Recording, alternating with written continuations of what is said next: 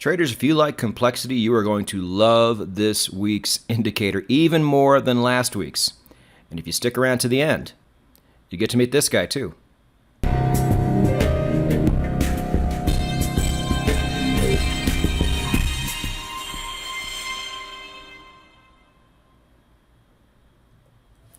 It is the second order high pass Gaussian filter, traders. How about that?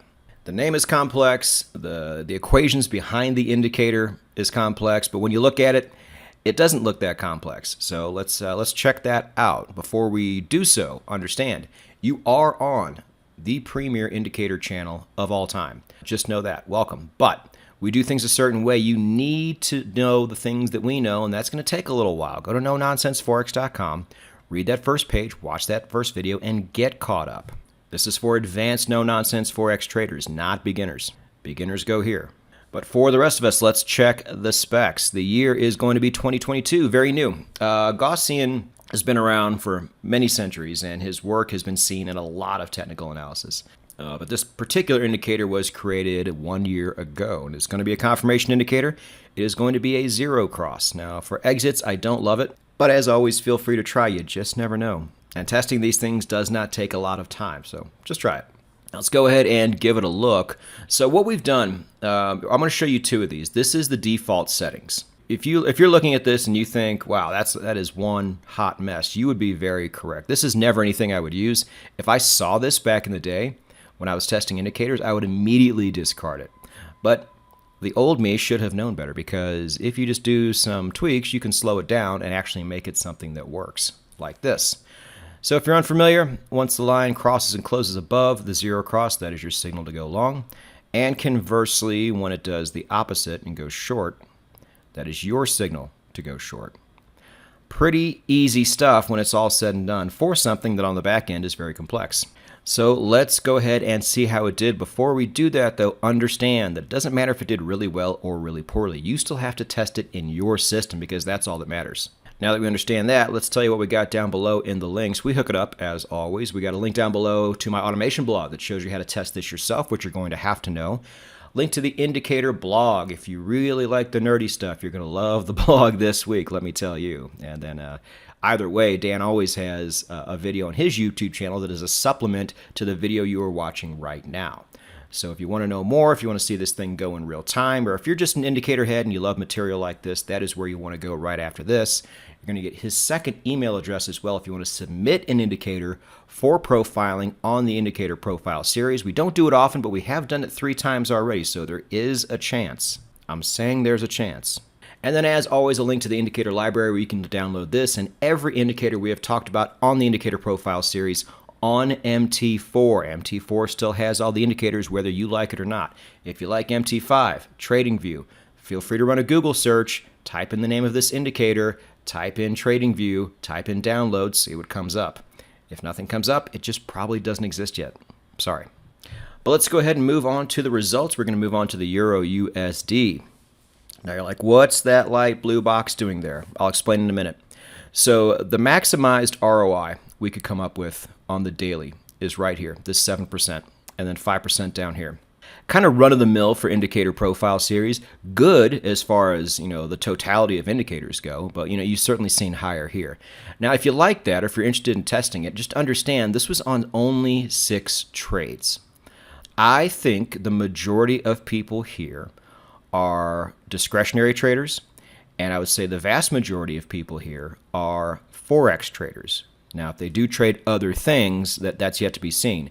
But I know the EURUSD table here is very important to you guys. So if you want to go with higher trades, we have another set of tweaks that do give you a lower ROI, but at least give you an amount of trades you might be comfortable with. So we just decided for this week, we're going to give you 2 options there. And there it is.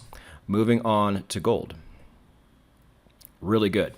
Again, kind of low on trades. Remember that the number of trades will always go down as you add pieces of your algorithm to your system. But again, a lot of people who trade metals also trade Forex, so you probably have a lot going on, so maybe a lower amount of trades is good for you. But those results are awfully good, just saying. Moving on to the S&P 500. Nothing to write home about here.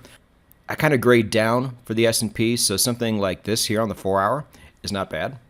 And as I said in a few slides prior, you still need to test these, but as far as me getting excited over testing it for the S&P, my excitement would not be there. Finishing off with Bitcoin, probably feel the same way. You've seen, some pretty explosive results on Bitcoin on these tables in the past, but not really here.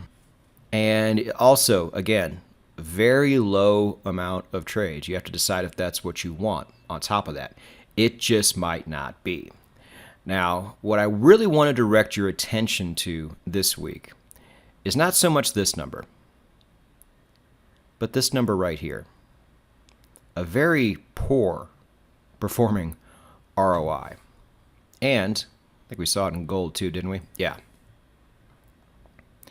It has been suggested a couple times in the comments section, and I've thought of this too, that maybe if you have something that performs that poorly, why don't we just take the opposite side of the trade that an indicator like that would give us, plug in our money management and our psychology, and see what it does? That could be the reverse holy grail. In sports betting vernacular, we call this the Costanza bet. So this is George Costanza from the show Seinfeld, for all of you who are too young to remember. I don't know why this picture is blurry. Believe it or not, we actually do film in 1080p, but sometimes it just doesn't always look like it. Anyway, so he was a real kind of hard luck guy. Bad things would always happen to him. And he decided one day he would wake up and just do the opposite of what he would normally do in a situation. And then his life immediately started to improve and then became amazing. So in sports betting, I told you guys before, I kind of come from that environment, and everybody there just completely sucks at sports betting. And even if they do know how to pick winners, they don't have money management or psychology principles in, because they're just a bunch of degenerates, almost all of them. But there was one guy I knew. He would come to the sports book by my house, and he's just real quiet, kind of sat by himself. But I did talk to him one day, and he actually did Costanza bets. He was in his 50s. He'd been doing this for a long time, and he just realized, he's like, look, I know good bankroll management.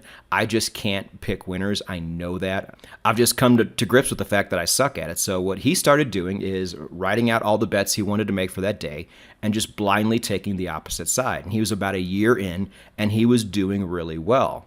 And so I do wonder what would have happened if he would have just kept doing that. But I also heard that a couple years later he died. So who knows? Could have really been onto something, and the world may never know. Now, if you look at some of these really bad ROIs, there's also a lot of trades. I just don't know how that many trades can equal such a boon to your account. I've never done it before. I've always thought about it, but you know me, I'm a creature of habit. I'm very stuck in my ways. I still do a lot of things by hand. So if anybody out there wants to try this, try it, and let us know down in the comments section how it came out. We would be interested to know. Because in something as simple as sports betting, if everybody there would just do the opposite of what they wanted to do and actually had good money management and stayed out of their own way, I can guarantee you life would be a lot different for them. But anyway, if you like material like this, subscribe, hit the bell. We're here all the time. Trading Psychology Podcast every Monday, Indicator Profile Series every Wednesday, blog every Thursday, and the 10 Minute Can Train Investment Podcast every Saturday. It is your one-stop shop for all things finance. Don't miss anything. Go get it.